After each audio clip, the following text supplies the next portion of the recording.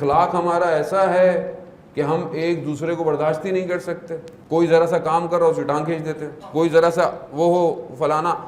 The best profession ہمارے ہاں علماء کی برائیاں کرو, کمیونٹی کی یہ کرو وہ کرو, یہ بیسٹ پروفیشن. جہاں بیٹھے ہوتے ہیں ہمارا یہ کام ہوتا ہے, کیونکہ ہم تو سب سے اچھے ہیں, ہماری تو کوئی برائی ہی نہیں ہے, دوسروں میں برائیاں ہیں. وہ اس میں برائی, نوا خان میں برائی. بیسٹ کام ہے, سستا کام ہے یہ. چائے پیو, برائی کرو, اڑ جاؤ. یہ کردار ہے اسلامی. ملا مہدی ناراکی جنہوں نے کتاب جامع السادات اخلاق پر مبنی کتاب لکھی. ملا احمد ناراکی کے والد, کہ جو کتاب جامع السادات ہم نے سب نے اکثر لوگوں نے پڑھی ہو, نہیں تو پڑھیں, اخلاق کی بک ہے. پرشین میں, اردو میں, انگلش میں بھی آئی تھنک ٹرانسلیشن ہے اس کا. اصل کتاب تھی جامع السادات عربک میں, یہ اس کے خلاصہ ہے معراج السعادہ.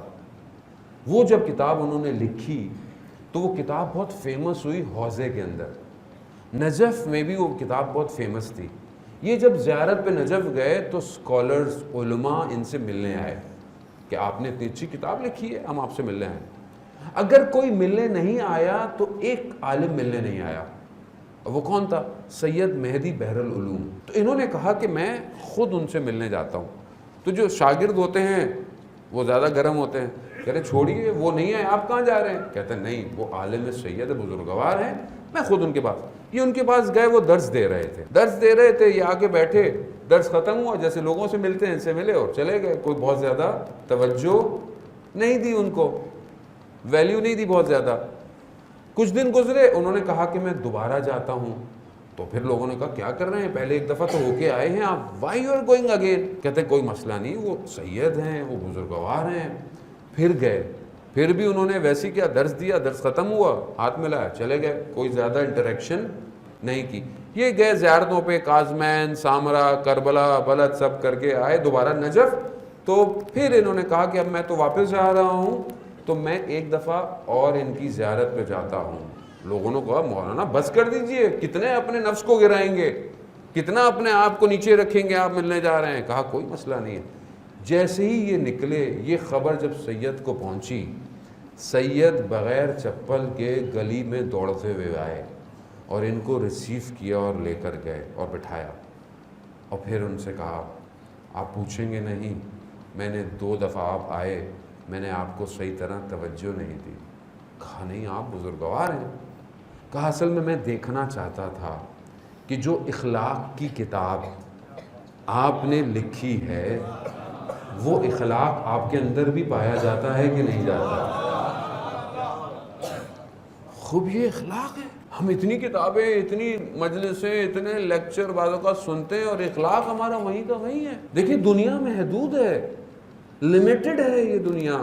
یہ جو ناراضگیاں ہیں, یہ جو ایک دوسرے سے آگے بڑھنے کی خواہشات ہیں, بڑھتریاں ہیں, اٹس ویری لمیٹڈ. اس تھوڑی سی دنیا کی خاطر ہم اپنی جہنم کو بھڑکا رہے ہیں, اپنی قبر کو جو ہے وہ عذاب میں اس کو ڈال رہے ہیں. کیا کر, اگر مسئلہ ہے, اگر کسی نے کچھ کہہ دیا تو کوئی بات نہیں.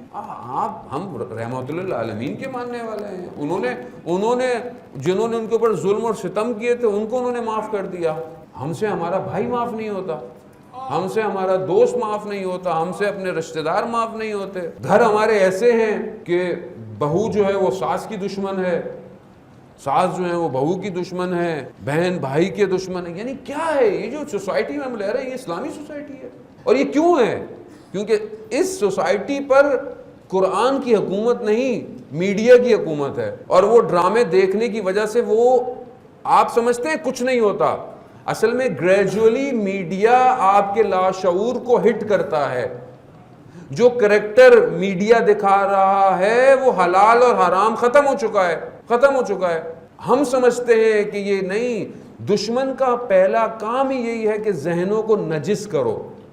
جب ذہن نجس ہو جائیں گے, فکریں آلودہ ہو جائیں گی, تو یہ کہاں امام کو پہچانیں گے؟ یہ گھر کیسے تباہ ہوں گے؟ یہ ایسی تباہ ہوئے ہیں. یہ نیٹ فلکس کی سیریز, یہ ڈرامے, یہ سب کیا کریں, کچھ نہیں ہوتا. ایک نگاہ نامحرم انسان کو صدیوں کے فاصلے پہ پھینک دیتی ہے. ایک نگاہ, یہ آلودہ کرتے ہیں اور پھر اس کے بعد اپنا کام کرتے ہیں.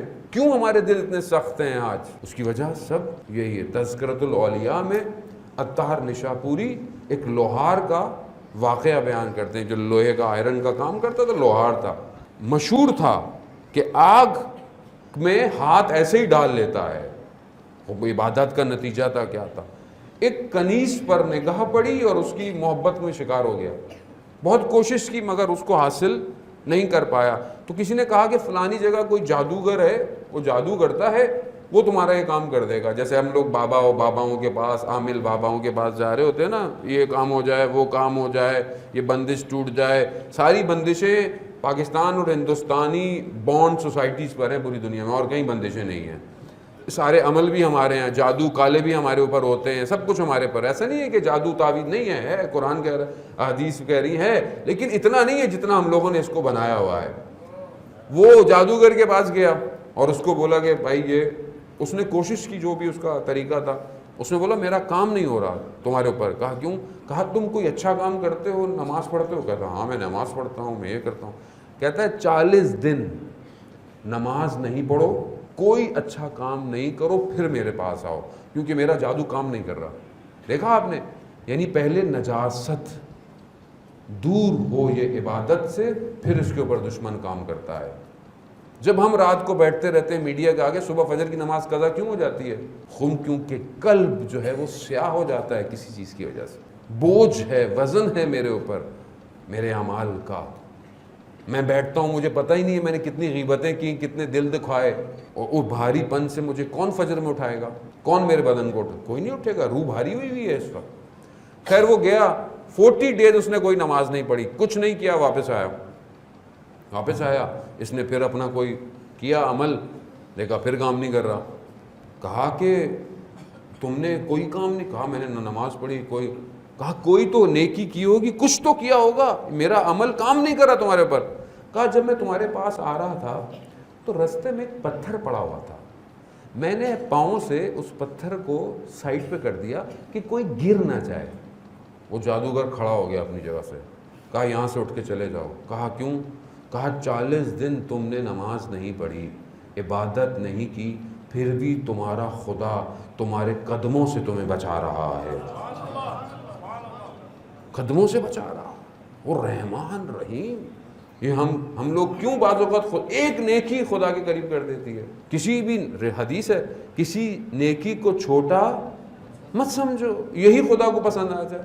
کسی سائل کو خالیات مت بھیجو, کیا پتہ یہ سائل اللہ کا بھیجا ہوا امتحان ہو تمہارے لیے. اور کسی گناہ کو چھوٹا مت سمجھو, کہیں یہی گناہ تمہیں جکڑ نہ لے.